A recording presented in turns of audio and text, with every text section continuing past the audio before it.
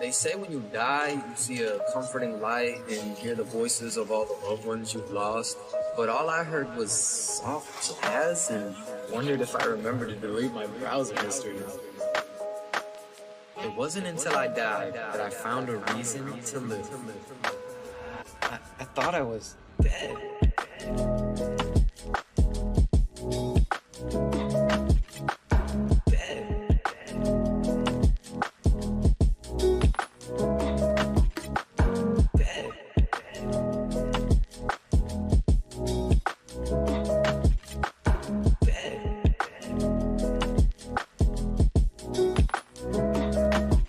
I just want to go home. I miss my family. I miss my dog. I miss my old life.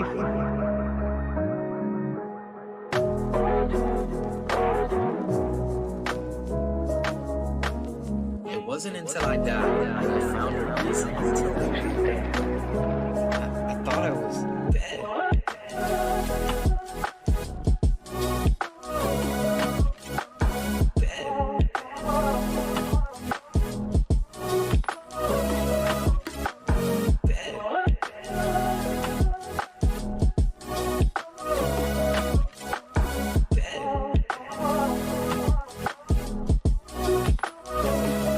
Thought I was dead.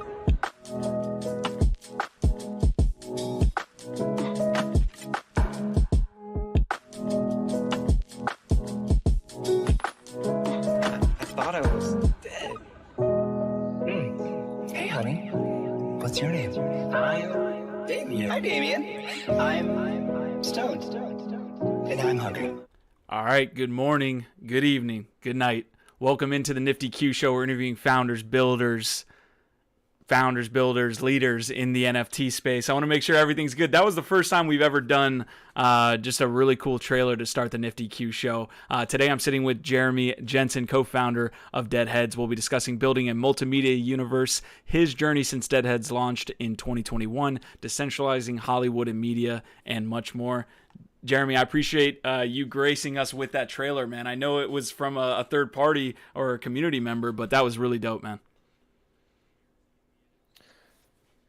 Thank you, man. Like, when we see stuff like that come through, those are game changers. Those are when you know that your project, no matter the floor price, has the potential to go wherever it needs to go, because you have people and you have creators and you're creating this ecosystem and this franchise together, right?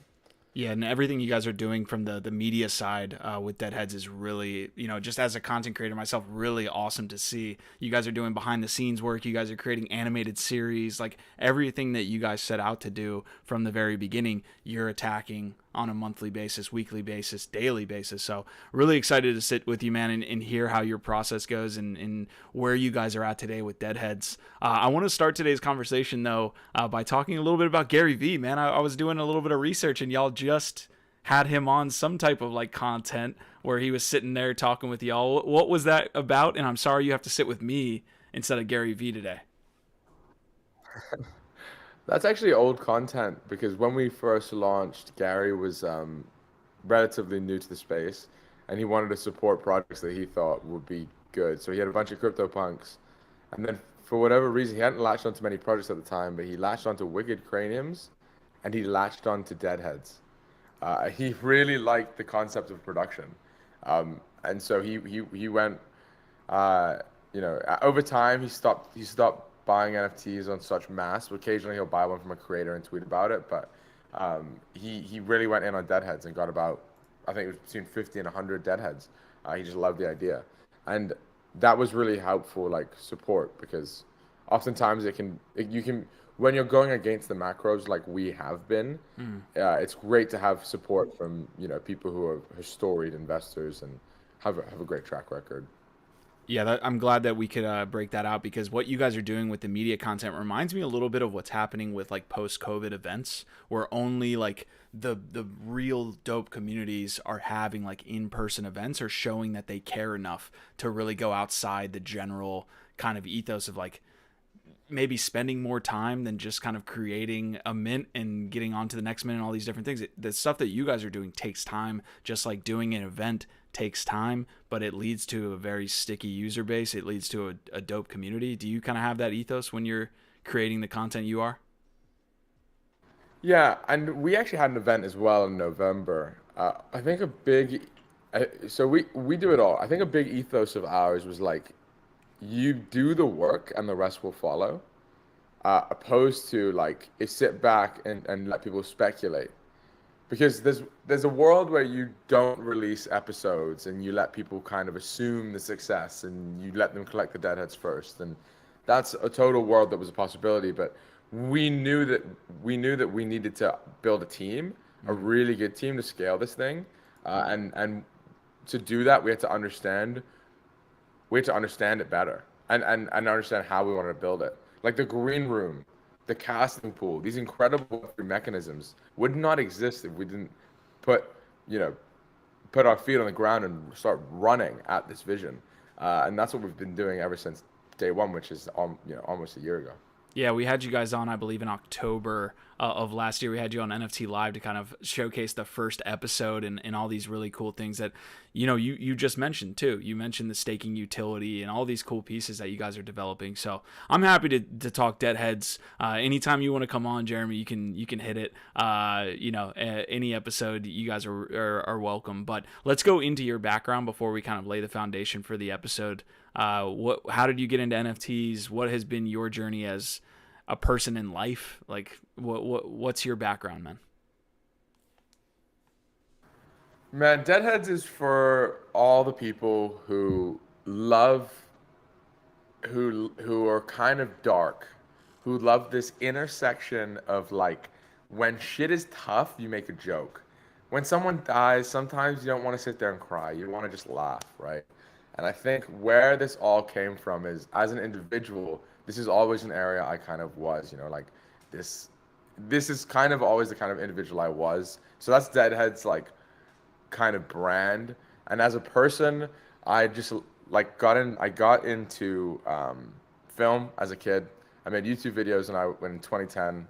I did, one of them was hilariously a video that did like 500,000 views in like 2010. I'm not gonna tell you what it was, 'cause I'm super embarrassed because it was a video game. But anyway, so I started playing around with cameras and videos, like pretty much all throughout high school. I was making short films, and I was actually winning like short awards, and I was having an amazing time. Then I went onto some film sets and started working as like the lowest rung person, and realized I hated it because everyone on the film set hated films. They were just laborers. It wasn't like when you were like in a band. It's like totally different. It's like these are ex-convicts who move equipment from left to right while they execute on like one person's vision. It was a horrible place. So I was like, I just hate this. I can't do this. And I left to into the world of marketing. A few years passed, and Tempo, and I was kind of known in our area to be great at like SEO and marketing and these kinds of things. So Tempo was trying to build out an art website for artificial intelligence art. He gave me a ring and said, let's make this happen. And I said, okay, let's sell AI art online. And then 1 month later, NFTs boomed. We called OpenSea, we got an OpenSea, NFTs, boom, boom, boom. We were selling AI art. But it wasn't my like dream. My dream was to get back into film one day. And so somewhere or another, Deadheads was conceptualized as the first production of Web3. And now, to this day, a year later, we're really just getting started because it's a completely new medium that we're working with, where you're like where you're kind of interacting with the show as like an asset and as like an investor. Yeah, there's a lot of cool pieces with this NFT where you're able to stake, for example, your NFT to actually get into the series. There's a lot of really cool things with the green room where you're taking assets from the episodes, and people are able to then claim those if they're holders and things like this. So we'll get into Deadheads, but how did you first, I guess, have that idea of maybe not AI art anymore, but we want to create our own collection? And then how has that process been with the Deadheads community since 2021? Yeah, I mean, it's a lot of credit can go to Bored Apes. They paved the way for 10Ks that were not structured specifically around the art.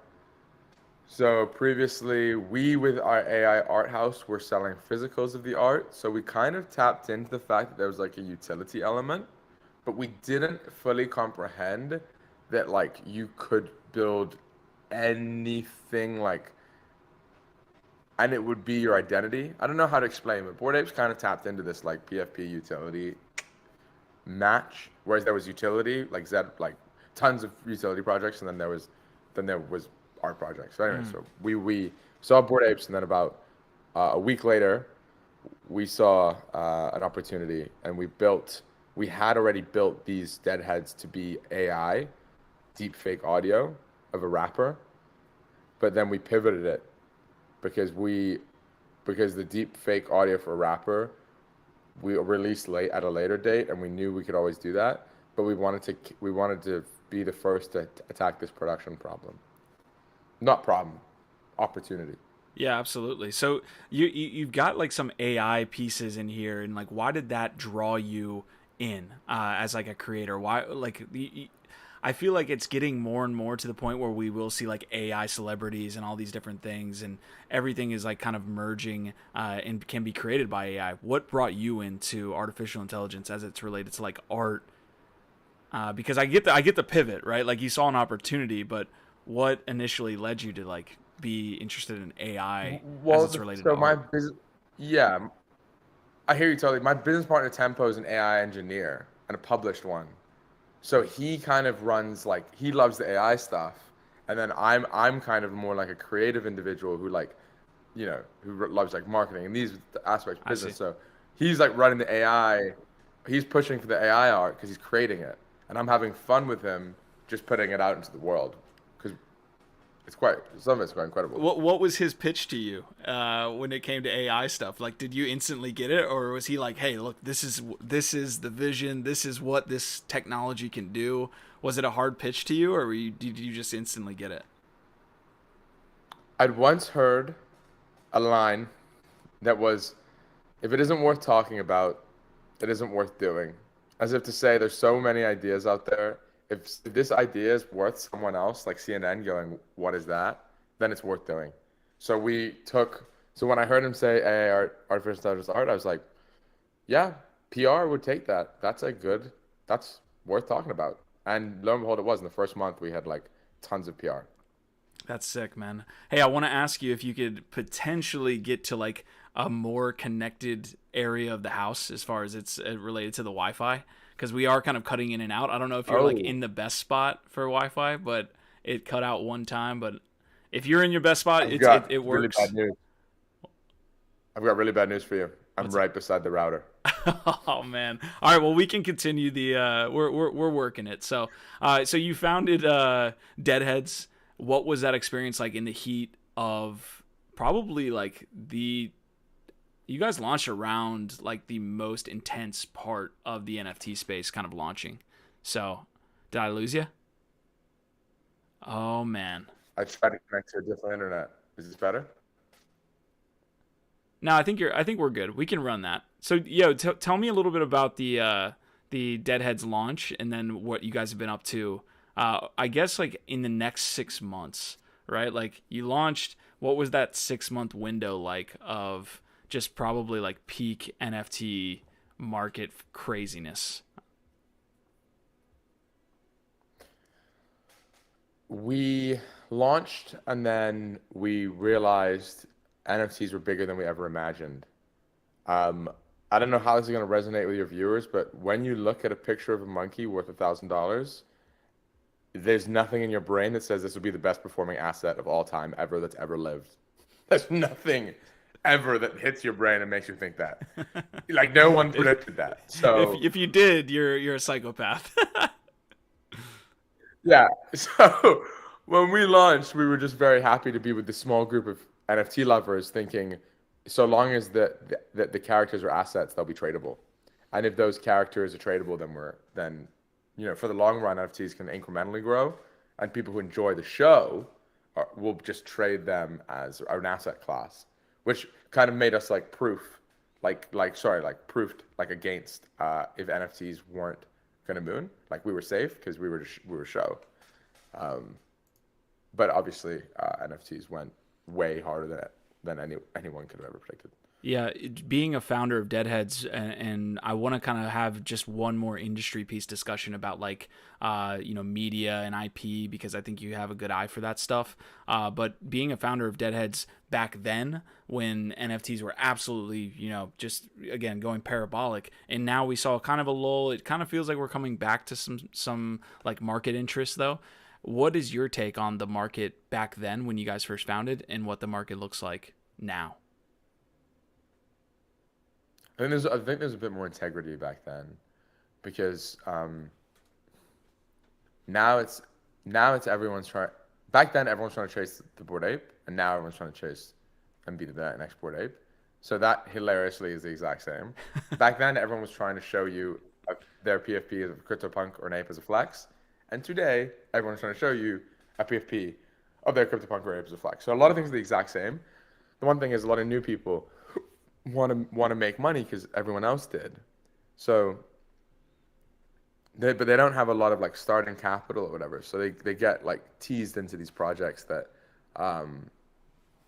like Prime Ape Planet, to be honest, is like, I don't know what the floor is right now, but the second you see someone who is like making a project like that, it's like he's catering to the lowest common denominator. It's an ape, and monkeys have done well in the past, so you should buy this one. It's really good art, so obviously it's going to do better because NFTs are just about art. And it's a Marvel artist, so he has a reputation, and Prime Ape will do now better. I mean, yeah, I'm looking at it as 1.17. I mean, it's just like sad because all these new entrants into the market can like easily just get tricked by that stuff. So I guess bad actors, there's more bad actors now because there's more money, but that's kind of like normally how it is. I think back then there was projects that went down, but they were always trying. I think now there's a lot of projects that go down, and it's like they're like we've got like nothing going on. Yeah. At least people tried then. Everyone was trying. Yeah. Is there like a little bit more of a tinge of like, I don't even know what word I would use, maybe sadness when you see a project like Hape, or you see a project like let's use Kevin for example in Pixelmon, like 70 mil, and then you're a founder of a really fucking dope project, but everybody's just chasing this randomness so that they could flip? Or do you feel a certain way about that, or do you just kind of stay in your lane? I used to, because other people did, and what I would love for our holders is to have that recognition amongst the broader NFT sphere for like their contributions. So for that reason, I wish we were more in the public eye by having more volume. That's the only reason I'd want it. But I honestly, it doesn't like impact me at all anymore. Now it's like, now our only focus is to make the best story. A story so good that thousands, tens of thousands, hundreds of thousands of people will follow it on a regular basis because they love it. And if we can accomplish that, it doesn't matter what our floor is today at all. It just matters how many people care then. So the faster we can get to that vision, the better. But you can't rush that process, as we've learned. And that's why we're going kind of with the shorts, because it enables us to reel it in a little bit and experiment with new lore and like figure out a really good sort of art style and all these different things that we otherwise kind of rushed into. The shorts give us a bit of more experimentation, and we have the community alongside us to like work and view them. Yeah, I think a lot of communities are trying to build that lore. You guys are taking it an extra step. Obviously, you have the production quality on these series videos are freaking amazing. It's in video form, so it's this like extra step of immersion that other communities don't get when they're just trying to maybe create like a comic book or something like that. Not to shit on them, but you guys are just taking it a step further. So how do you build a great story? Not going too much into DeadHeads, but just like the ethos of just any, IP or any brand. What do you look at when you're trying to build a story that can bring in and be recognizable by thousands? A good story is relatable. And that is why reality TV is so fun to watch. And that is why I think Netflix is struggling and is down 35%. A good story isn't a fringe sort of case. That's a good award. That's an Oscar. really story that I think people want to really love is one that they see themselves in, and that they're captivated by, and they come back week after week because in some way, shape, or form, that world is a world that they can see themselves in. I think it's why people love Harry Potter. It's why theme parks are so popular. So when we're thinking about our story, and that's kind of down to the writers to nuance those layers and how it peels out and how it grows and how you find out new information over time in clever ways. That's down to the writers. My job is to find the best writers and the best world builders and the best sort of producers and directors, right? Because I can't be all of those people, and neither can Tempo. And that's the hardest part of the job. So luckily, we have some great advisors in our corner, namely Roy Price, who founded Amazon Studios. And whenever we have a question on if someone would be the right fit, now we're able to kind of go to him. Previously, we weren't able to do that. And it's a big difference because nobody knows how to build a great IP like someone who's just won like 10 Emmys. Mm-hmm. Like he gets it, you know. He was part of Recess, Weekenders. He gets it.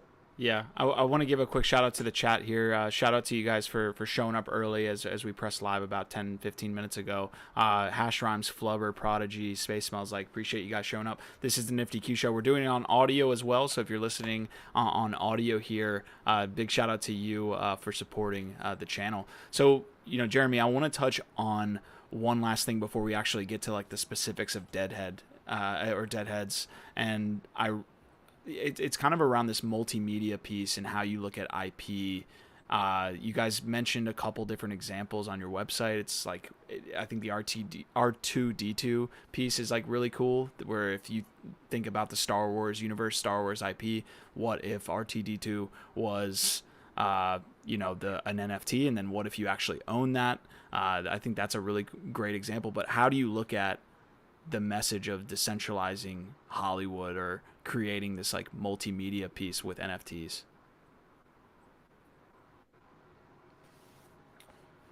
I think character ownership, as shown by Bored Apes, can lead to a lot of spin-off IP, which in our case,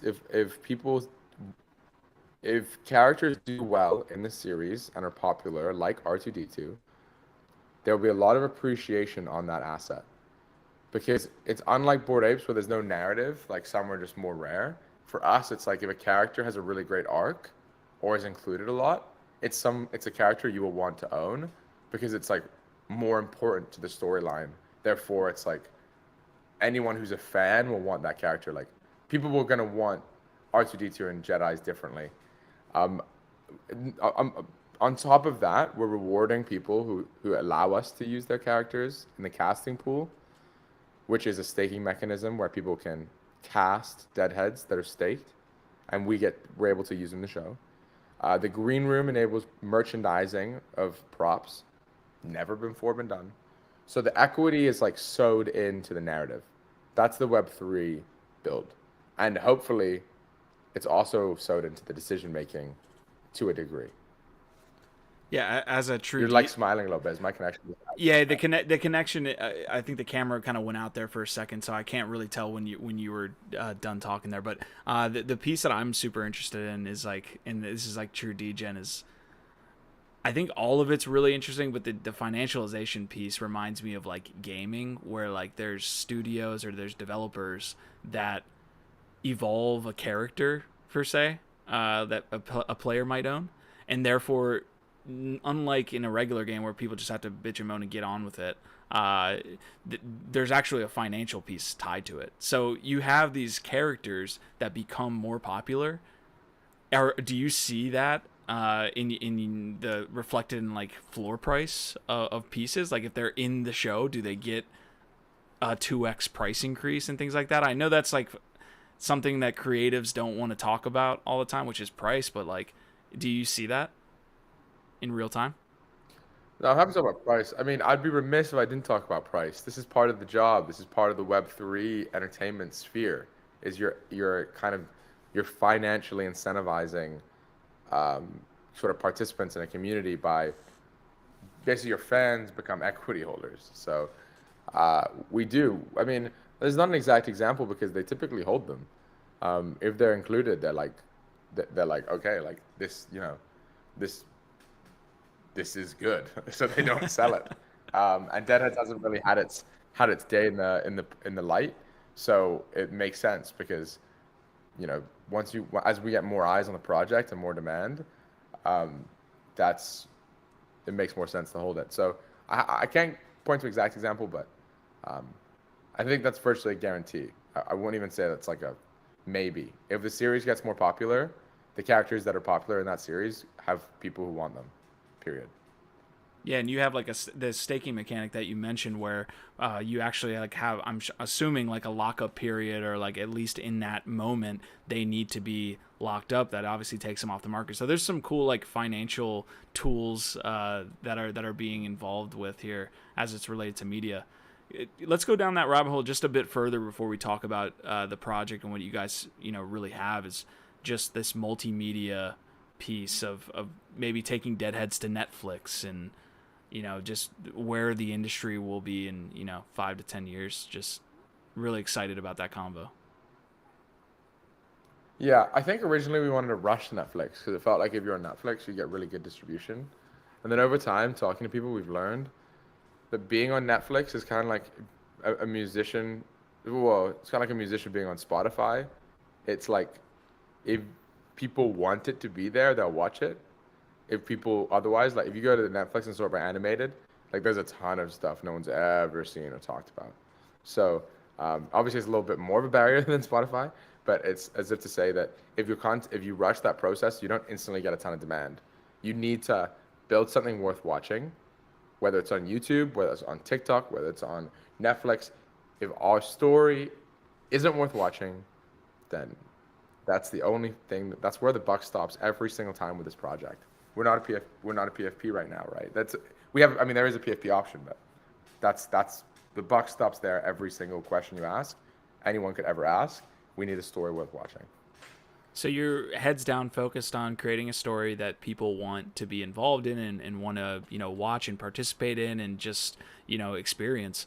What's the next step once that, continues to be evolving? Like you never get to the end of that, in my opinion. If you guys have a really good IP, you're continuously trying to improve it. But the next step would be then to go to Netflix or to go to Amazon and try to get, I'm interested in this like physical process of getting Deadheads into those kind of like platforms. You're just going to them saying, hey, look at this dope IP we make. Well, it depends because a lot of those platforms might want to now the process looks more like you kind of build your team and you work around your content, then you put together once we have a dedicated viewership and we have great content, then we look at what the best movie could possibly be, and we create the movie, and then once the movie's kind of like shipped, we can go through film festivals or what have you, or we can go directly to streaming providers and see the demand.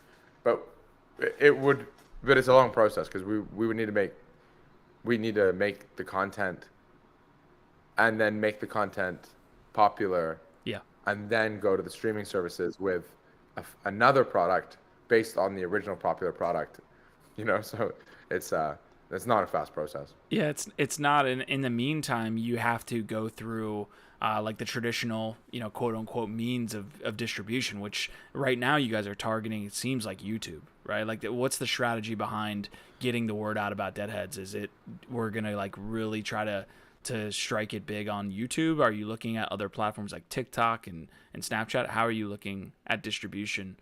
Because you guys at the end of the day are creating content. Yeah, at the end of the day, YouTube is the place where people go to see content for free, and it's easily distributable and it's global. So I think if you're just trying to figure out how your content's doing and performing, YouTube's the best place to kind of like feel the audience. The slight issue is that the algorithm isn't that conducive to like so the algorithm itself would like rather Ryan Trahan or Mr. Beast style, where it's like there's like a deadhead throwing $1 million at someone. You should do that.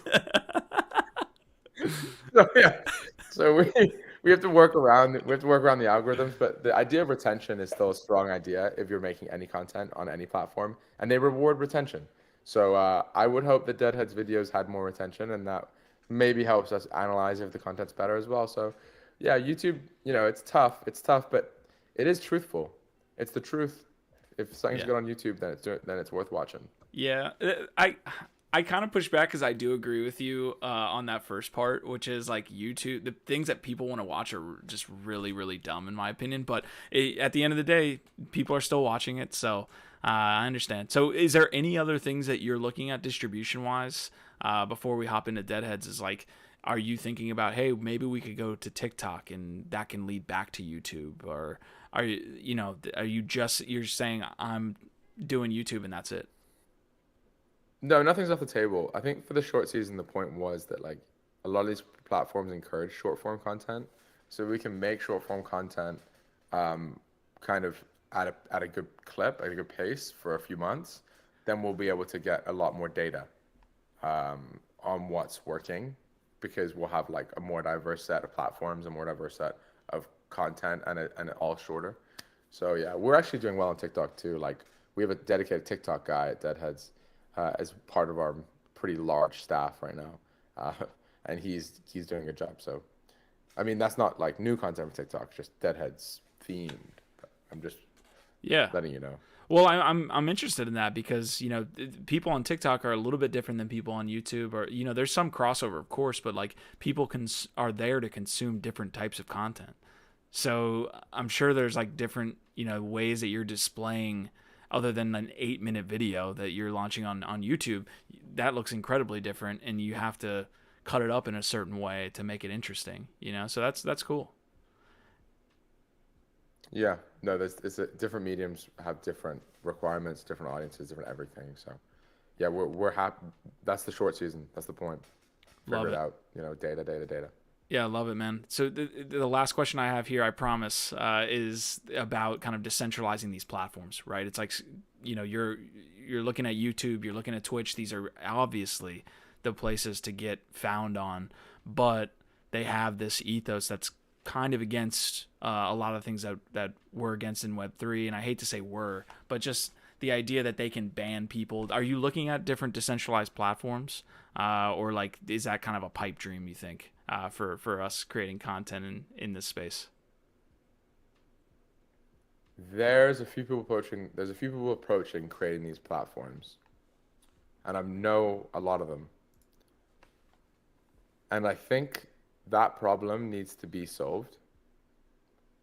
I don't know if that's a problem that I have the resources to solve.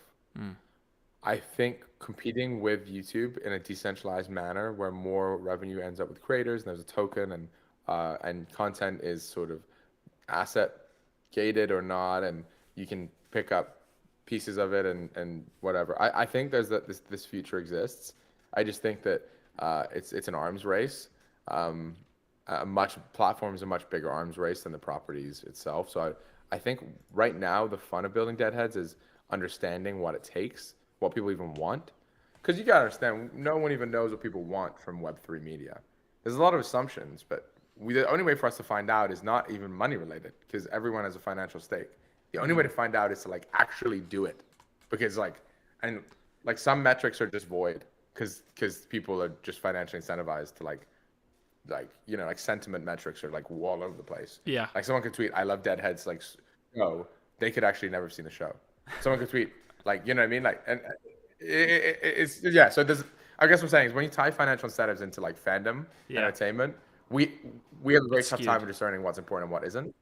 Yeah, and building Deadheads is a very good way for us to understand what is and isn't important better than your average person, but it's not necessarily like the end all. Like there's a lot Web3 entertainment, NFTs, tying money into watching and shows. This is a problem that will be unraveled by great minds for many years to come. Yeah, well, you guys are doing a great job, man. As a fellow content creator, I can't tell people out there how hard it is enough that just creating the content and then adding all the features you guys are having as well is such a big undertaking, because literally someone's full-time job could be doing what you guys are doing on the content side, And you guys also have the time to release all these features, which I definitely want to get into the breakdown now of what DeadHeads is up to. You guys have staking pools. You launched Halo, or you're getting set to launch Halo Heads. You launched Skull Troopers. There's a survival game being created by the community. There's a green room. There's obviously the first season. I mean, like, however you can best break down what you guys are doing at DeadHeads now that we've made it here. Our team's massive. Like our team, like we joke that we spend more than Bored Ape Yacht Club, because we're actually, we joke that we do, but I don't. Obviously, we probably don't, but because they'd be stupid if they're not.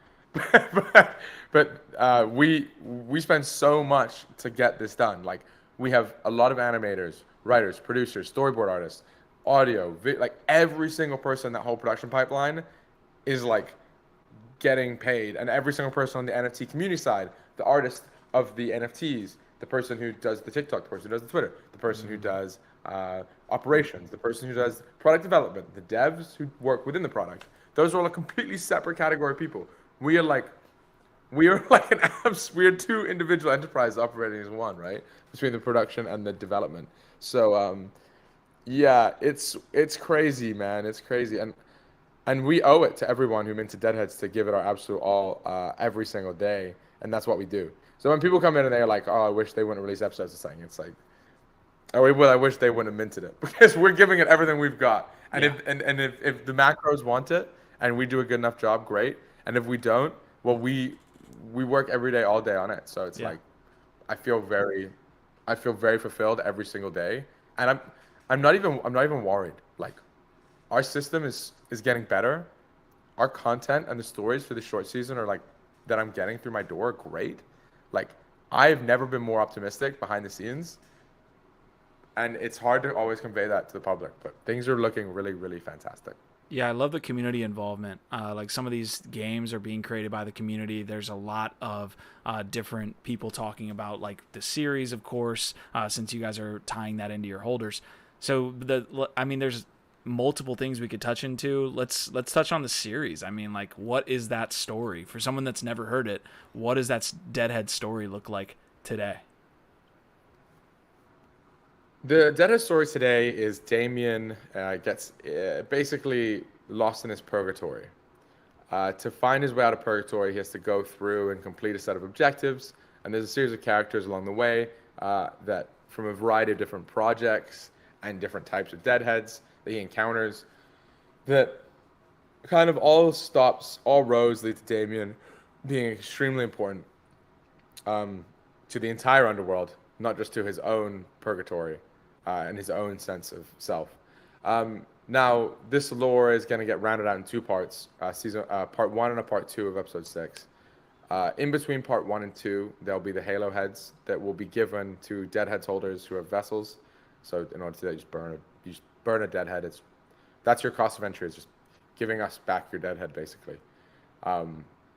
Then once you get your Halo Head, you have the ability to stake it in our casting pool, and that way in part 2 of episode 6, you can actually see someone's Halo Head, or maybe a few of them will get showcased in that final part 2 of season 1 episode 6, which will be a landmark, hopefully, as we look to our future, because no one's ever done what we just did, and no one ever will be able to do it again. What's the incentive for me to go into a Halo Head and give up my original DeadHead? Of course, like, some people are going to say, hey, I want my DeadHead. I don't maybe want to do that. And you guys aren't doing like a Bored Ape concept where you have something that, you know, maybe you act on that allows you to, much like the mutant apes, right, where you're able to kind of interact with the serum and then you get to keep your original. What was your thought process with doing the burn for the Halo Head? Well, because we gave away the Skull Troopers as a kind of a giveaway, and then we sold half, but we gave all DeadHeads holders got the ability to get one. We, with the Halo Heads, figured we have less demand than other projects, so we need to have supply. We can't keep inflating supply, but we want to keep introducing new characters. That's sick. Part of owning an NFT is to have the sets of them and like enjoy like collecting them. And there's no fun if we were just like, we don't have the demand and we have a lot of supply, so we're not going to release anything. The only way is to like the current holders can just like filter into new products that they want and pick up another Deadhead, and thus you're kind of like killing off the Deadhead supplies. Evidence by is only 300 now available, so you're kind of killing off the Deadhead supply, and like the Halo Head supply will only ever be as big as the dead tickets count. And a lot of people have kind of disappeared too. So like dead tickets, like I don't know how many will get turned into Halo Heads. Because for those who aren't aware, one Deadhead, one dead ticket, burn into vessel becomes Halo Head. So in essence, the buck kind of stops at the dead tickets, which are like 0.04, but there's only like 20 of them listed. So I guess what I'm trying to say is your incentive is like, there's going to be a pretty low supply of these Halo Heads. Let me check even right now. I mean, we can keep talking while I check, but I mean that's a really cool incentive there to say, hey, look, you can pick up another Deadhead on the market and burn that one for these lower supply pieces. And just from a project's perspective, the fact that you're not inflating supply is a it seems common sense, but in the action that you want to introduce new characters but not dilute your supply, it makes sense, you know. Whereas most people are saying like, go ahead. No, exactly. No, I appreciate you giving us the props, but I just want to give you the the data here. Dead ticket says 50 items listed. The floor is 0.02. There's 1,000 vessels. That means of Halo Heads, you have to burn about how many Halo Heads there would be? There'll be like 1,000 Halo Heads, maybe like 2,000, 3,000 if momentum picks up. But like, you're pretty much you're never going to go over the amount of dead tickets, which right now is only 5,000. So it's always going to be less than 5,000. Well, it's always going to be around 5,000, even at the best case scenario, where they all get used, where everyone follows the whole process. You're at max of 5,000. So my point, the bull case to get a Halo Head is like, there's way less supply and they look really dope. Yeah, what was the Skull Troopers piece as well? Like you guys dropped that, obviously you said for free. What was the thought process there? So half of that was free. You had two Skull Troopers you got one for free. The other half was paid, and the thought process was that our run rate's really high because we're, like we said, so many people, that we needed money. So we did a Skull Troopers drop in order to raise half and give everyone a companion piece, which is the Enemy of the Dead. So that money goes into the company, which is great for everybody. And then you get the Enemy of the Dead, which is a huge piece of the story. So it's like the introduction of a character, but also the introduction of a bit more capital for us to like work with for the short season and season 2, hopefully. So long as we're able to work with studios, you know, that are lower budget, because a lot of this, I mean, in entertainment, if your budget's big, you could run $1 million a minute. Mm-hmm. That's what Bored Ape did for their trailer. Other Side, $1 million a minute. $1 million a minute. Okay, I see what you mean. Yeah, that's dude, you guys are taking the hard road, but it's gonna be the road that pays off, because literally the stickiness of your users is gonna be nuts. Because what you're doing is getting so in depth, you know, with everything that you're doing, and it's all quality. You know, it's not two people just. And I don't mean to be like shitting on NFT projects. It just seems like you guys are way more intentional with things that, you know, might not be in the short term very valuable, you know, to NFT investors or what you might say. But like everything you guys are doing is on point, man. It's cool. So take me through like the green room piece. Take me through the green room piece where like you're able to. Yeah, go ahead. The green room is merchandising of digital assets within a show. Now that was a concept we kind of willed into existence because we figured props are better than t-shirts. So if you can get a prop from like Simpsons as it went along in the 12 years, those props would be really, really cool to own. So we wanted to create a piece of tech that would enable everyone to mint out these 3D kind of like assets from within the show. And I'm really, really proud of that. That's a piece of tech IP that's totally slept on. One of the coolest things about DeadHeads by far. And Coinbase even came to us and talked to us about it because we're not going to be the last people to do it. We're just the first. Yeah, it's another pipeline too for revenue, right? Like you guys are creating the IP and the brand. Like now you can export these items that are now, you know, like the Millennium Falcon, for example. It's not a character, but I bet somebody would want to freaking buy it. You know, going back to the Star Wars piece. Yeah, I mean, we don't make money on that right now because who even knows? We sell it for show. We just like immeasurably reward our community. So like, said dead tickets claim green room items right now. Those dead tickets we talked about. So that's how the supply of those also goes down. Then also everything's so complicated. That's our one problem. Yeah. Is we've got to simplify this. It's the one area that we're dialing into this last 2 months. So dead tickets are used to mint green room items, and show token in the future will be used to mint green room items. So show token is a token that you get for being in the casting pool. And how do you get the in dead essence, ticket? if you have given us the ability, pardon? How do you get the dead ticket? Everyone got a free one early on, or you can go to dead tickets, all one word, on OpenSea, and you'll see them right there. Okay, so there's no like function between DeadHeads. I don't mean to completely throw you off of the tangent, but you can't like get them from staking a DeadHead or anything like that. You have to physically buy them from the marketplace. You would have got one for free, and now they've traded secondary. Yeah. Okay. So those dead tickets, one dead ticket can be used in the green room. One dead ticket can be used to create a Halo head, and they just kind of operate as like this currency. But which show is going to replace it in the future? So show will be it's like just an ecosystem token. Like there's no liquidity pool or whatever. You just take your show, and the app will look at how much shows in circulation and price the assets accordingly in the green room. Okay, so that's going to be like an in-ecosystem token as opposed to like an open ERC20 that's going to be put on like a pool, like you said. Yeah, I mean, it is an ERC20 token, but we haven't put any liquidity into it, and we don't plan to. We really just want it to trade hands for a less expensive version of dead tickets. Because it's just, we really want it to just be like, just used for the purpose of DeadHeads specific stuff. So that if you're a DeadHeads holder who's like staking, you like really win, you know? Because you're locking your DeadHead up for 2 years, like you should really be winning. Yeah, 100%.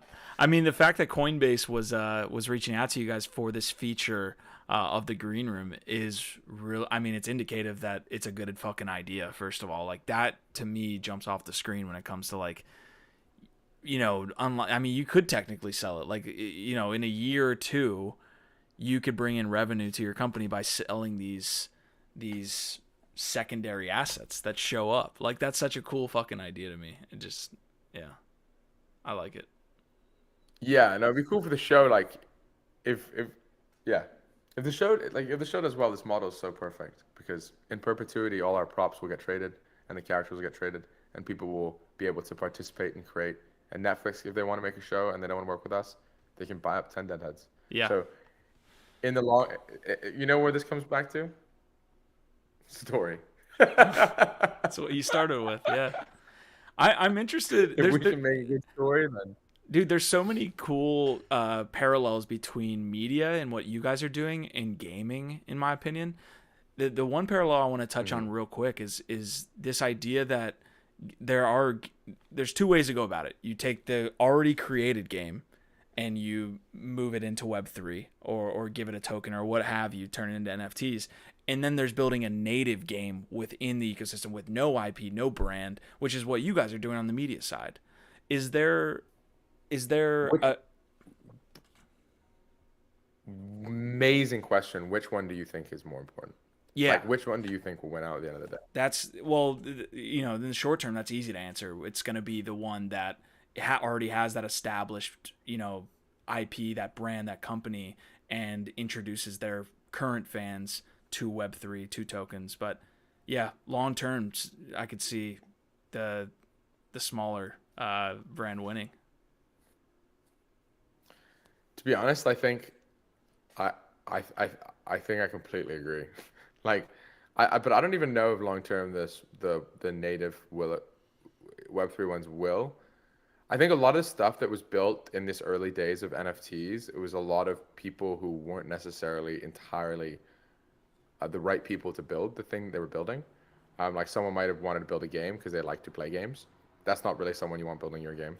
Do you know what I'm trying to say? Yes. That's why Kevin Rose with Indeed. Moonbirds is an example of someone with previous like your example of someone coming to the gaming world with previous IP and making a game is Kevin Rose coming to NFTs, showing that he already is a businessman. It's like the same thing. It's like that's the perfect equivalent. My name is Kevin Rose. I'm already a, you know, tens of hundreds of millionaire, whatever. So I can build a business, and I'm gonna build these moonbirds because I've got a great connection around the space. So like I'm the old IP coming into like NFT world. Bored Apes is like the native IP building out of the NFT world. So what Kevin Rose is doing with moonbirds will happen with entertainment and gaming. For sure. Well, Kevin Rose. There'll be a moonbirds. Yeah, you hit on it 100%, and I think even that's almost answering my question because Kevin is in media. He has that he has the podcast and all these different things. Like it's very media focused.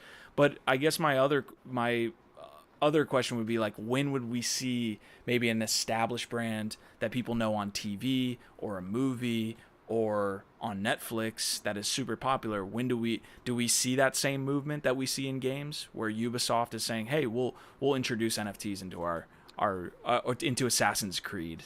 Do we see that in entertainment anytime soon? It has to be native. Like what Kevin Rose did is a good example of someone going from the old world, using their reputation, in this case, we're talking IP, their reputation as like the like platform and then growing. But he didn't just take Dig and then make it like decentralized. That would never or whatever, right? Like he really is doing it true to the Web3 world. So I guess what I'm trying to say is like Ghostbusters did an NFT launch, Matrix did an NFT launch. Like a lot of these movies done NFT launches and they're just like totally overhead because they're just fucking useless because they don't do anything and they never will. So it can't just be old IP coming in. It has to be like entirely repurposed. Yes. So like it would have to like follow our principles, for example. Well, some of them, the ones that are working, the ones that they want to, and then replicate those principles in that IP. It couldn't just be like the word NFT. It just wouldn't cut it. You hit it. I was talking with Yatsu from Animoca Brands, and he used this example of between tourists and residents. And it seems like these bigger brands are just tourists. They're just here to maybe get a quick sell. Here's a collectible, essentially, is what it becomes. And it doesn't have that ethos. It doesn't have that connective tissue that brings it, into this long term. So I think you hit it. Yeah. That's amazing. Yeah, I mean, hopefully. What's that? Hopefully. Dude, I know. I know we've been dealing with some lag throughout the episode, but we're powering through, man. Give me some updates with the roadmap here on DeadHeads. So what do you guys have coming up? I know Halo Heads is starting to get that reveal process here soon. But what other roadmap pieces do you guys have? We have the shorts. So we have in the near term, it's part 1, part 2 of season 1. And in the short to midterm, it's short season, which is where we start to deliver on some more shorts for some different creators. And we have those creators come into the Discord and use certain channels and work with the community a little bit. So right now we have 2 different studios and individuals in addition to our original cast of characters that made season 1. So we'll have about 3 different groups of people making these shorts, hopefully. And that will be fantastic. That short season, I mean, that's no small undertaking. I hesitate to go even further than that because the space prefers speculation, but we have an event on June 18th, and we will have some incredible names there. If I could drop some alpha here, I mean, I think we landed Jason Seif, who's incredible. He's we've got Stoner Cats coming. We've got other NFT is this in NYC? Projects. Yeah, June 18th, right before Ape Fest. That's awesome, man. This Saturday, and no, it should be really fun, and I'm just excited to run it back because we did it last year, but we'll see. So that's happening on June 18th, and maybe there'll be some merch there. Who knows? I do. I'd love to see some alpha drops here on the show, man. Last question I have is how you're looking at partnerships with all this. I know that you're like using different IP in your actual shows. Like I saw Bored Ape, I think I saw Cool Cats. are you approaching different NFT projects that are maybe indie or maybe some of the bigger ones and saying, hey, why don't you be a part of this series? And then what's the response been? I mean, yeah, a lot of these guys are really protective over their IP. One thing that's funny is like if someone launches a new project, they immediately think they're like the best in the world, and they will never partner with you, and then their floor goes back down, and then they're like, oh, do you want to do a partnership? So it's like what we find is when we try and work with a lot of like newer creators or anyone, there's a lot of egos.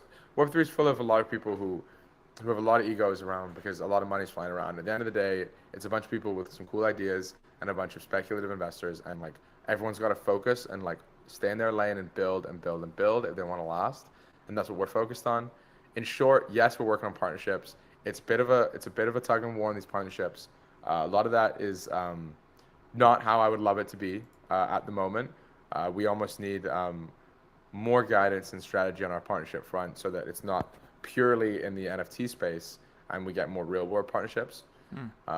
There's a time where those partnerships really like blew up projects though, and now you see a lot of them like kind of not really making an impact, which is interesting. Like Invisible Friends Kith, like if it was Bored Ape Kith, that would have been like one of the biggest pumps we would ever have seen. And it didn't really have Invisible Friends at all. So it is interesting to see how real world partnerships are kind of like teetering or maintaining. I don't know. There's a lot to be said on the partnership front. It's a massive angle. It's kind of press. We could do a better job of it certainly, and we're gonna figure that piece of the puzzle out as we go. It's content, man. If it is what it is. Like I wish I could get I don't know, Vitalik on the Nifty Q show, but at the end of the day, it is what it is. It's content. People kind of take the short-term view of it. So you guys are fucking killing it, man. I'd love to have you, like I said, on again. Really excited to. I think I'm gonna go back and watch like the entire series. How long are the videos? They're like 5 to 10 minutes, and that would be awesome. You should totally do that. Yeah, I'll definitely do that, man. I'm excited to get involved here again with DeadHeads. Any last words from the like project front, from the industry front? Anything you want to touch on here before we get going? I just want to say it means the world that you'd have me on. It's such a privilege to talk to you. Your perspectives are really fantastic. I think the way you're looking at the space is bang on. I think it's podcasts like this that give everyone a better education of what's out there. So it means the world that you have me on, man. And anyone listening and watching, it means a lot that you're out there listening and watching. And if you're a deadhead, middle fingers in the sky. Let's go. I'll see you in the Discord. Awesome, man. All right, guys, if you didn't catch today's episode live, you can go back and watch it right afterwards, or it's going to be on audio 24 hours afterwards on Spotify, Apple Podcasts, all that good stuff. But yeah, again, amazing stuff. We had Jeremy Jensen on here today, co-founder of DeadHeads. Really love the project. We'll continue following it. Thank you guys for tuning in. We'll see you later. I guess I can do it. Can I do it too?